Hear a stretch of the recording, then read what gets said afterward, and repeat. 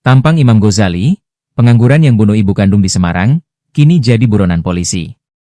Tampang Imam Ghazali, 36, anak yang membunuh ibu kandungnya di Candisari, Kota Semarang, Jawa Tengah beredar di media sosial. Foto-fotonya tersebar, salah satunya adalah saat ia terlihat memegangi pisau dan berpose menyeringai. Kini ia sedang menjadi buruan polisi setelah menghabisi nyawa ibunya sendiri pada Selasa, 18 Februari 2025. Peristiwa itu terjadi di rumah mereka di Gunung Sari, Jomblang, Candisari, Kota Semarang. Korban bernama Salamah, 62, ditemukan bersimbah darah di teras rumahnya. Pelaku merupakan anak pertama korban. Insiden ini terjadi sekitar pukul 23.15 waktu Indonesia Barat. Saat itu, saksi berinisial FAP mendengar suara teriakan minta tolong. FAP keluar dan meminta tolong warga.